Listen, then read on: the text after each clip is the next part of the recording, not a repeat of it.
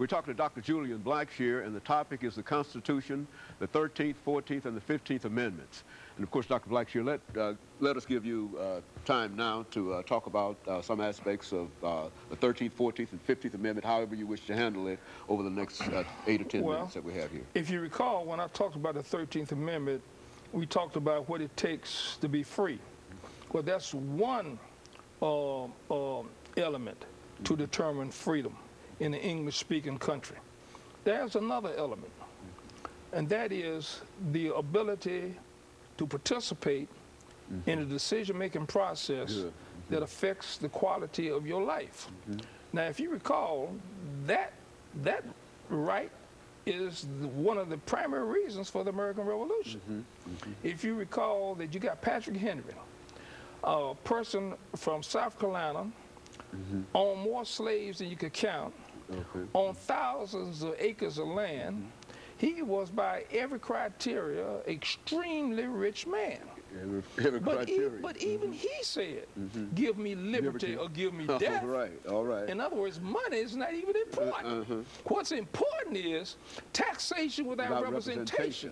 What's important is for an English parliament to make decisions that he could not participate in, but it was still impacted upon the quality of his life.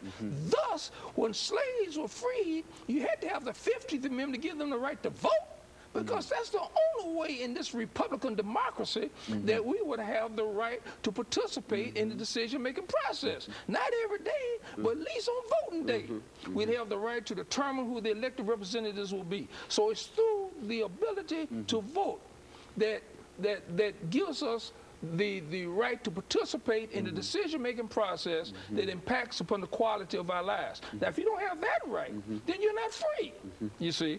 Now, equality, all slaves were equal, but none of them were free. So you need a Voters' Right Act. And the Voters' Right Act and the 15th Amendment never was enabled. It took the enabling statute to implement that constitutional right in the passage of the 1965 Voters' Right Act. Now we got some guarantees that black people can vote and therefore can participate in the decision-making process that impacts upon the quality of their lives, and now therefore they can be free. And so you say that the 15th Amendment was never enabled until 1965, Voting Rights Act. Why don't you elaborate upon that? Well, you can pass a constitutional amendment that establishes a right. But then you got to have the legislative body to implement that right that has been established by the passage of a law.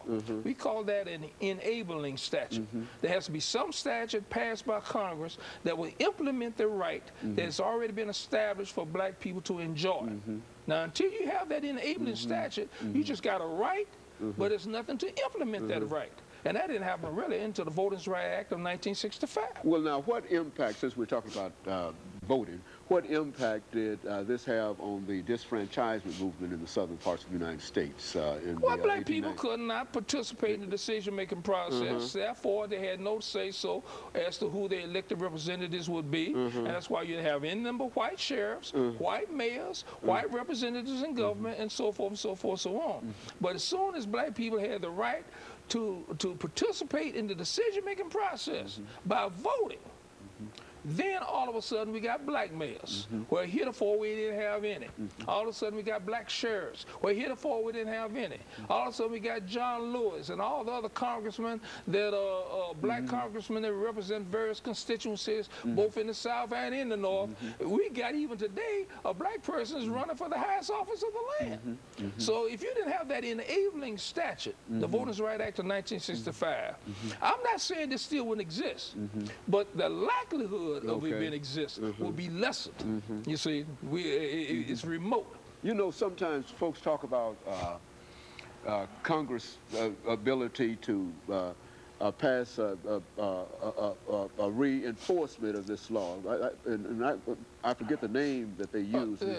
Well, reinstating it. Reinstating the law. The law ordinarily expires upon a certain term, and then we want to reinstate the law, make sure that it doesn't expire, and keep it going, and so forth and so on.